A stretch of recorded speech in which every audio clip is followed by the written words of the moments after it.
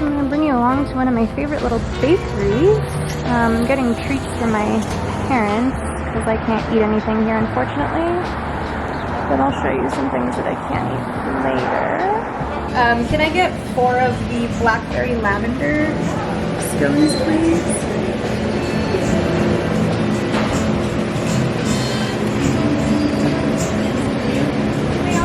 That's all.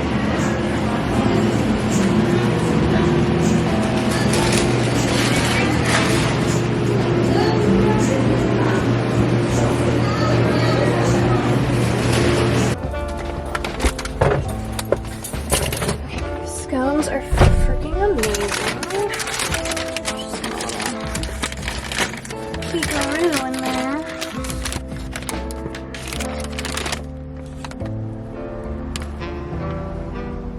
Focus. Oh, so good. The best, honestly. This bakery is fucking fantastic.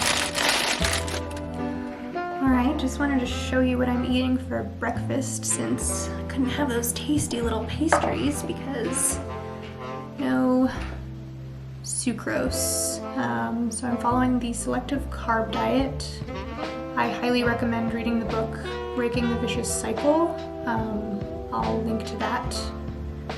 Read it. I didn't read the whole thing. The first time I tried this diet, I just went to a very helpful website, which I will also link. I don't know, I wanted a slow, quick fix. The selective diet's gonna take a lot of time, especially if you have a lot of damage, ulcerative colitis, Crohn's. They say you need to be on this diet for about 2 years consistently, and then you can start reintroducing things that aren't on the selective diet. So I started with a promise to myself to be really strict on November 19th. So I kicked off the diet with a fast. Probably not necessary.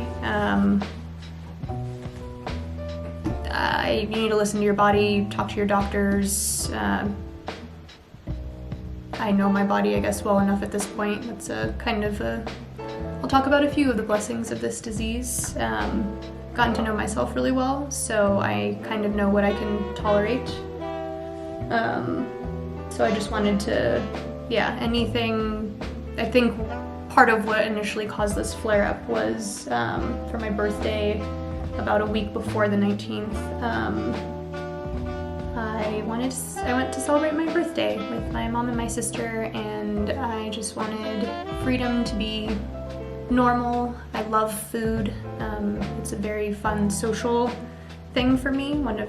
I love connecting with people and trying new food and sharing this experience with people. I love cooking, but I can't eat certain things, so I didn't care that it was my birthday, and I didn't give a shit. I'm usually good about eating, no dairy. Well, I lied, I do eat dairy. Well, I did. No starch, gluten, grains, but the food was just so amazing. I had sweet rice and desserts and who knows what, and it was so good. And I felt okay. I also had sake that night, so should not have had alcohol, but here we are, all good.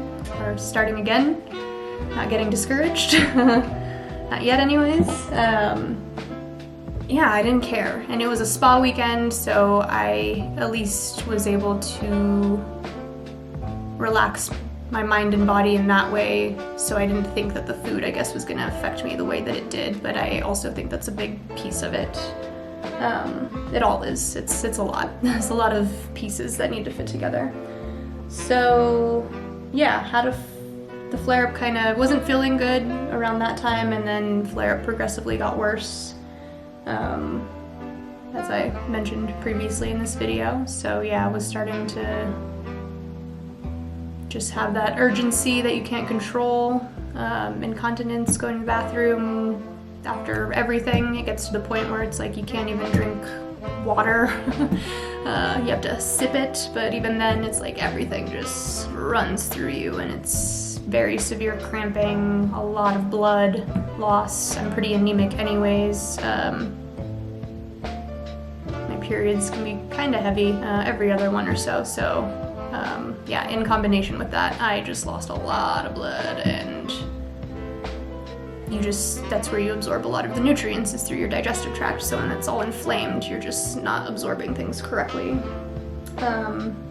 So fasting on the 19th, and then I started the intro diet, and I was on that the 20th through the 22nd.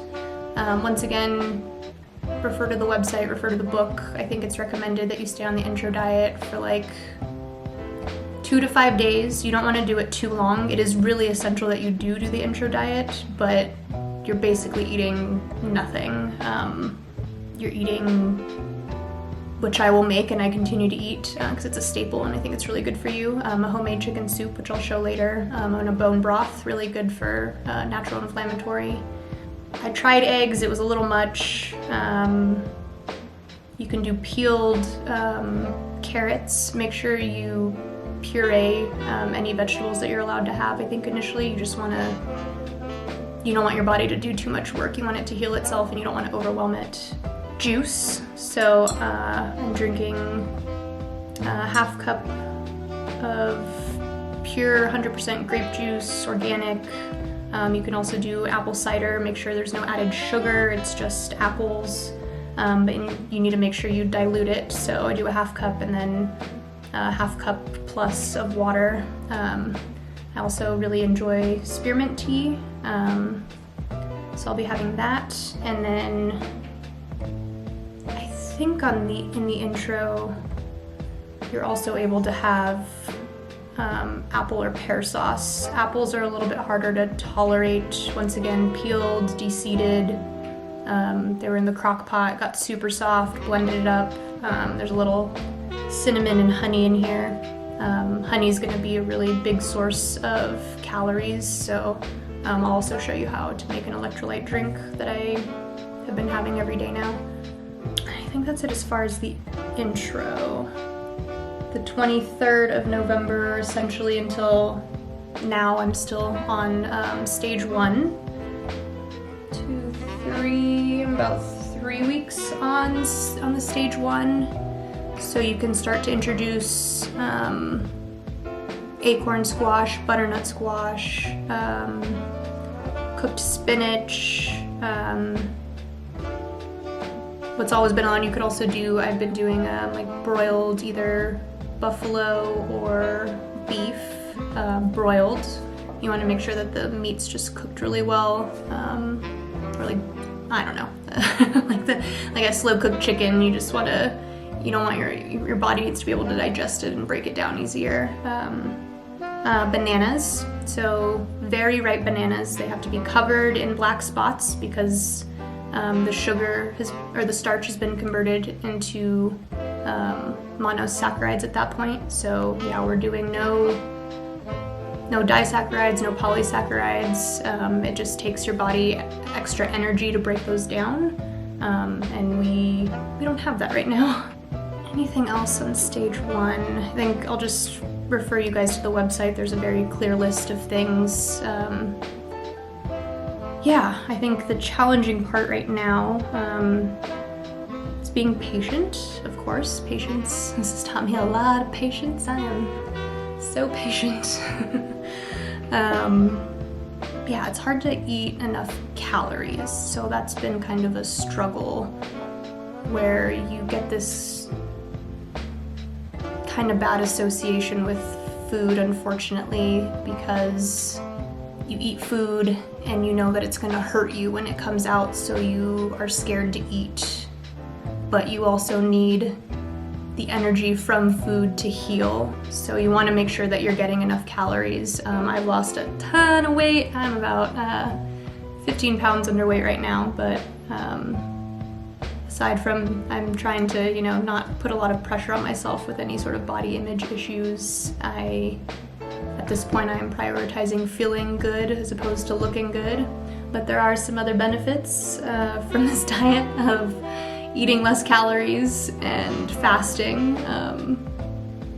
I think I look a little younger than my age. My skin is amazing. I used to suffer from really bad acne when I wouldn't say bad, but acne for a really long time. And yeah, everything that I make now, there's no preservatives, everything's fresh. I'll put a list. I know it's difficult for some. I'm honestly really thankful that I have access to really good quality food, and that's also kind of going to inspire me to kind of get into the agricultural world. I was in the tech industry for a long time, and I just want to be able to provide easy access to healthy food, especially in my community. My community, there's a lot of issues here. Not a very wealthy community, wealthy in culture, but yeah, we're pretty poor here. So I know that it's hard to get access to things like that.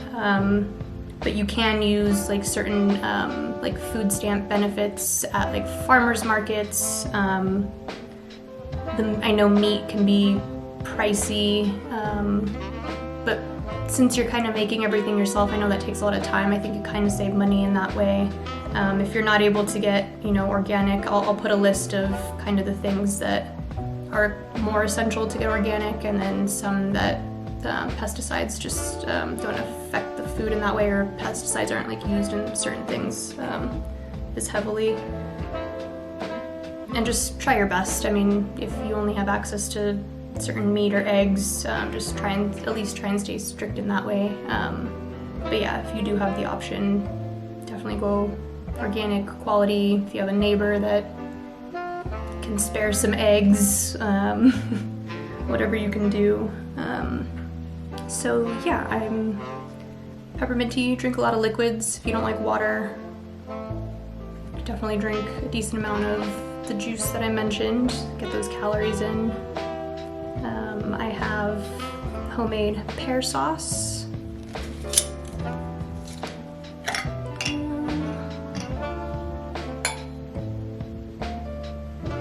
Super delicious. Yeah, 4 eggs and some spinach that I'm gonna indulge in now. I think as I start getting used to, I want to improve on my videography skills for me, just to make things more aesthetic. But yeah, I think I'm gonna film this egg porn for you.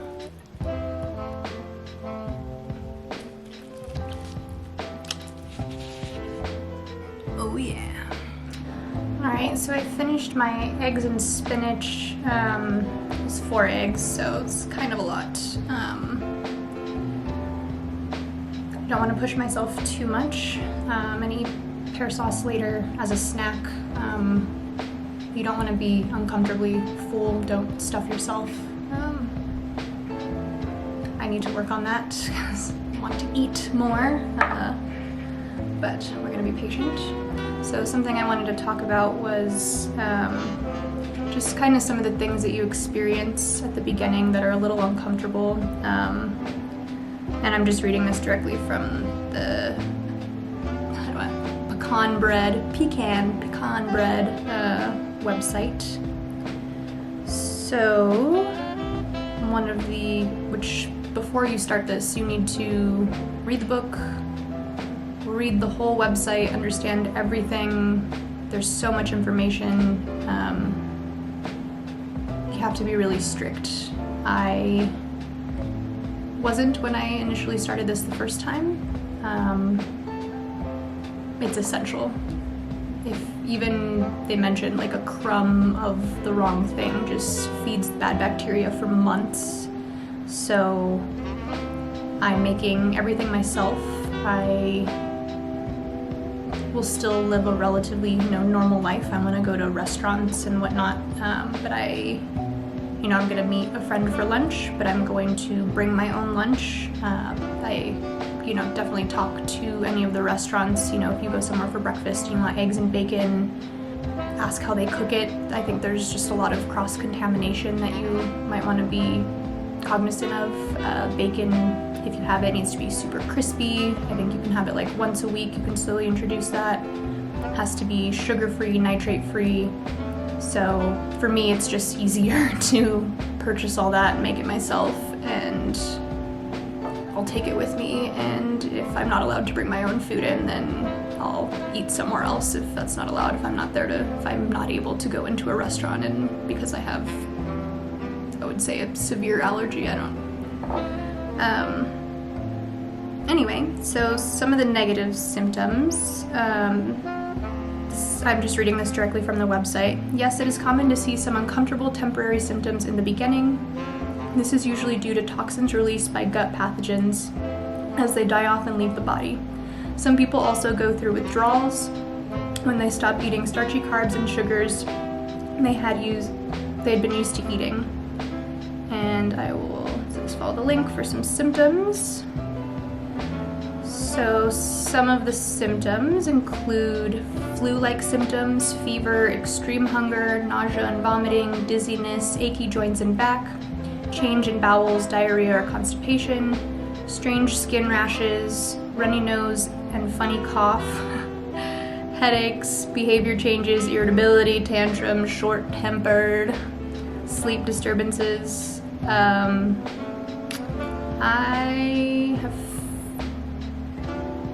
I've experienced all of these actually.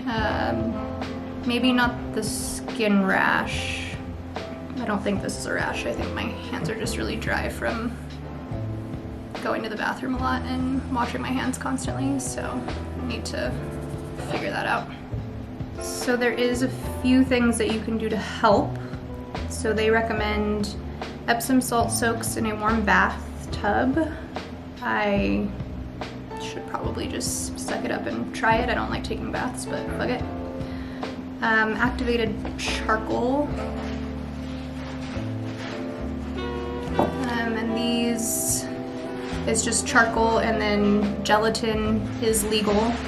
So that's definitely, there's legal in the illegal food, so that'll be terms that I use pretty often, but gelatin is legal, so it's safe. Activated charcoal capsules for a brief time. Do not take it during meal times or within 2 hours of medications and supplements. Green tea has an incredible ability to neutralize some of the harmful effects from bacterial toxins. You might want to drink green tea before starting SCD, Selective Carb Diet, and during the initial stage of SCD until the die-off reactions subside. Up to you and your body. Sometimes I don't do well with caffeine, so this I think has been okay. I might try it again. I don't remember. Listen to your body. Let's see. Chicken soup and bone broths have natural anti-inflammatory properties. This is important because the die-off reaction is an inflammation response brought on by the increase in bacterial toxins. I will show you how to make that later. It's really good. Let's see, and then the electrolyte drink I will also show you. Of course, helps drink to prevent dehydration. It'll help balance your pH. Slowing down the introduction of enzymes. I'm not taking any. Going slower in the introduction of SCD probiotics and yogurt. You should wait before introducing these if you have strong die-off symptoms. Following the directions of introductions of foods. All right. So that's fun.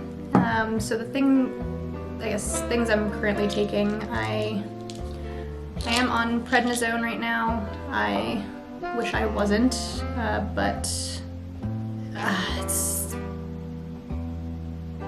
saved my life, and hopefully I'll be able to not have to come back to this again, but it really works for me. I think there's some other good steroid options that I'll link. Adam from ihaveuc.com. He also has a YouTube channel. He's been an incredible resource, just a really big inspiration for me to share my story, and anytime I'm ever feeling alone or lost, I go to his website, I read other people's stories. He has so much information. I mean, he's also been dealing with this for a really long time, so he's talked to, a lot of really great specialists, and he has a lot of good data. I'm currently going through his stress management toolkit. I'll let you know how that goes. I take Saccharomyces boulardii.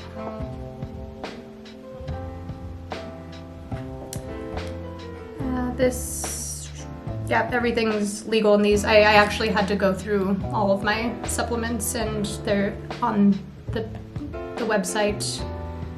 It'll have a list of, once again, illegal and illegal ingredients within supplements themselves. So this one is legal.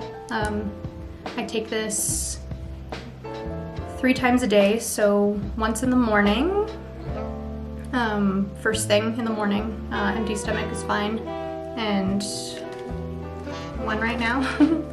So lunch-ish time, and then one in the evening with dinner just after bed. I don't think it necessarily has to be taken with food. No. So yeah, I just 3 times a day. I will provide more information about what this actually does. And as far as a probiotic, on the website, there's also a list of resources of legal supplements to take. So this is the probiotic that I'm currently taking. And this is just a once daily. I just like to take it with lunch in the middle of the day. You do have to take this one with food. It's legal, all legal ingredients. And it only has Lactobacillus acidophilus is the only probiotic source.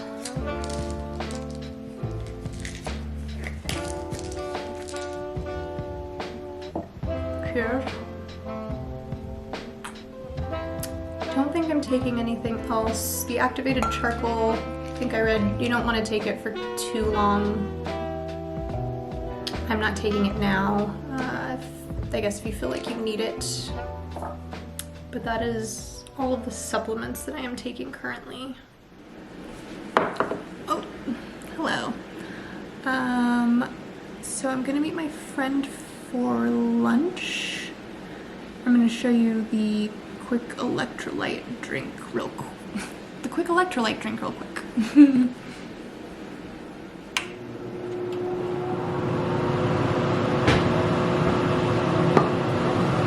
this off real quick. So yeah, if you're cooking with that gasolina like me, make sure you turn on an exhaust fan or your space is well ventilated so we don't get carbon monoxide poisoning.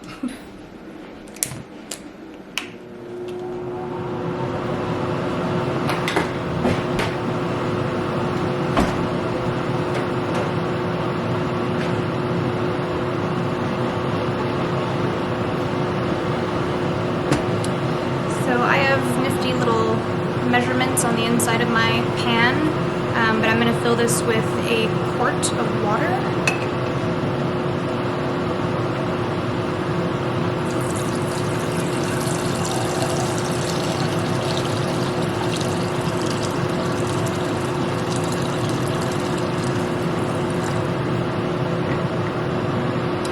Then I'm going to grind a 1/4 teaspoon of salt.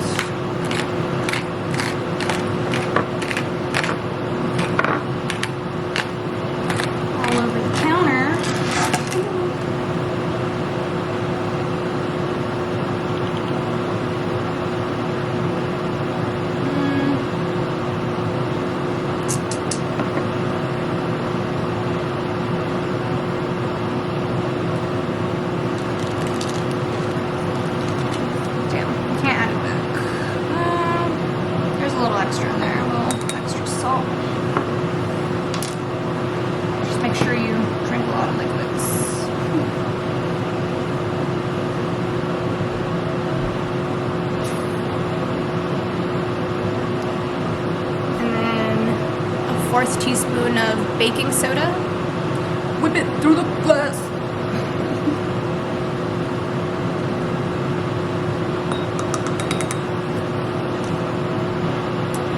And then then we're gonna wait till this starts boiling. I'll add the salt and the baking soda, and then we're gonna do 2 tablespoons of honey.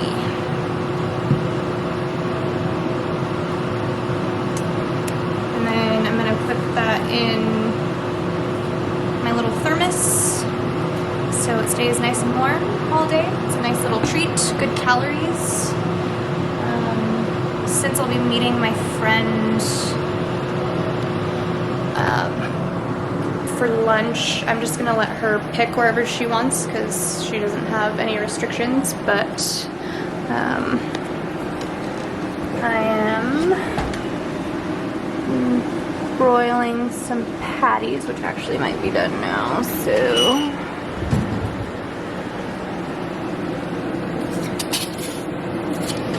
take these.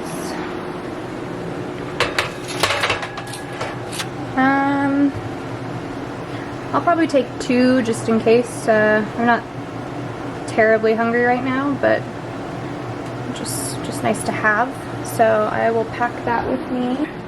And then tonight for dinner, I will probably have maybe the remaining 2 patties, depending how many I eat. And then I have some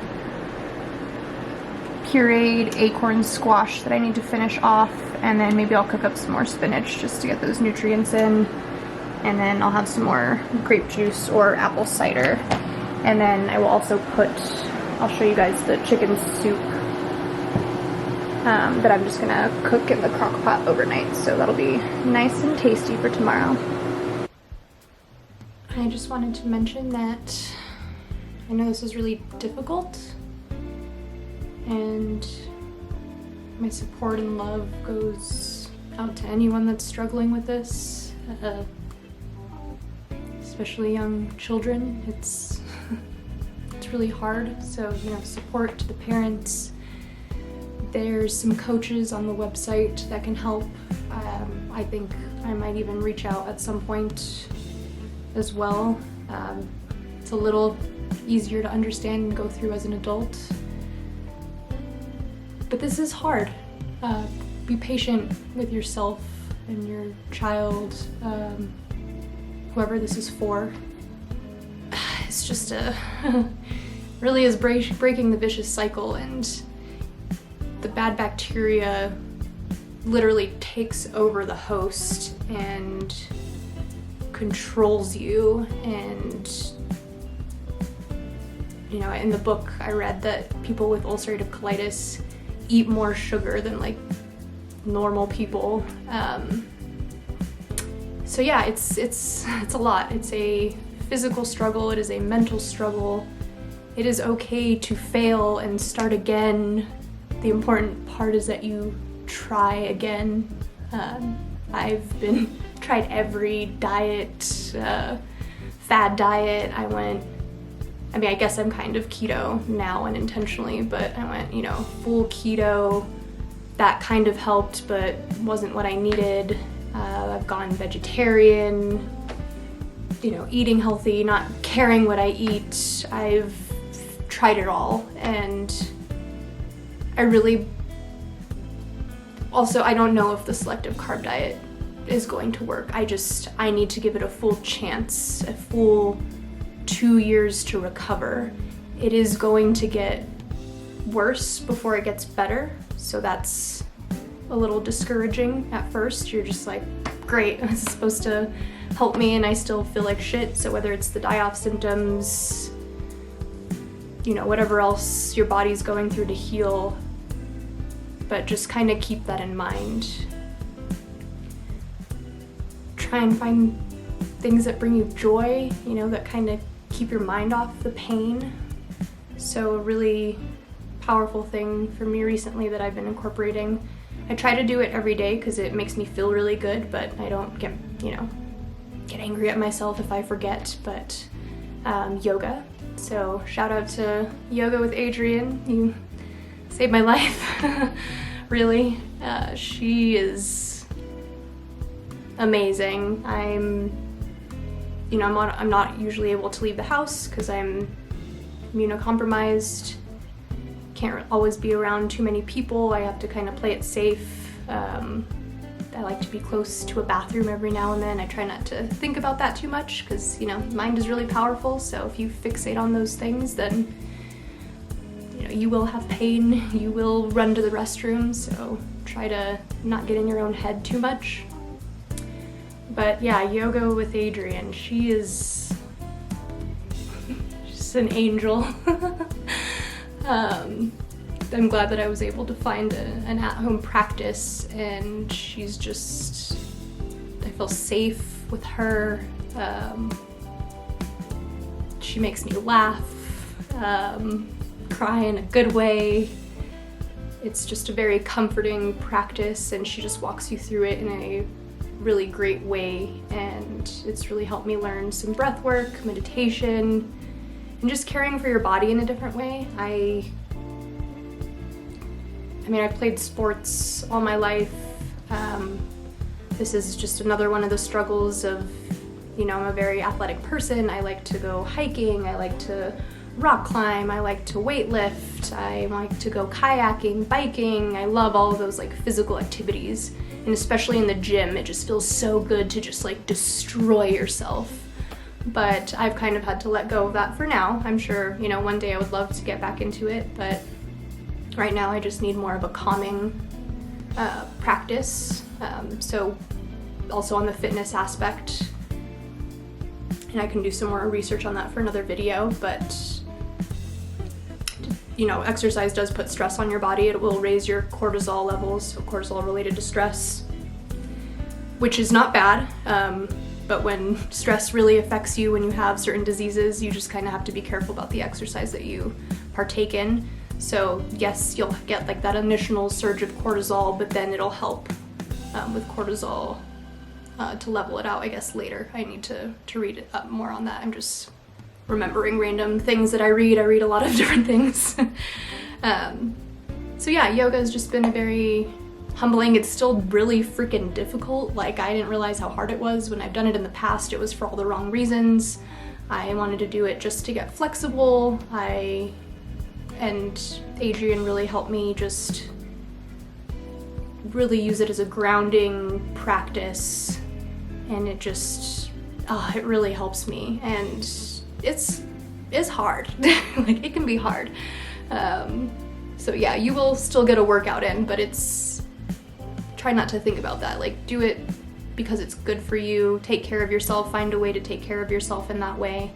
So that's my form of exercise right now. Super proud of myself the other day, even though I'm, you know, skinny mini right now, skin and bones. I was able to do a freaking arm balance. Like, what? Like, was not able to do that a couple weeks ago when I tried, and I was like, oh, I'm not gonna be able to do it now. Like, I'm not strong enough, like crazy. But I'm like, well, you don't know unless you try. And I tried, and I fucking did it. It was amazing. So yeah, I just find things that bring you joy. I guess another thing that's bringing me joy right now is I found an old Game Boy Advance that one of my dear friends gave me a long time ago. So I am playing Pokemon Green. It's kind of kicking my ass a little bit. I haven't played in a while. I don't think I haven't even played the game all the way through, honestly. It wasn't really ever my thing, but I don't know, the nostalgia, and I love it. So I'm gonna keep trying. I'm gonna be a Pokemon freaking master here soon. They also have, I can't read it now because I've already started the game, but it's just a very like cute little message in the beginning along the lines of, you know, hoping that this game helps you grow, and you know, there's just whatever you choose to see in things, I guess. But you know, the battling of the Pokemon, it's like you're never gonna get better unless you fight and you challenge yourself. And sometimes you lose, and that's all part of the learning process. So you just be patient with yourself.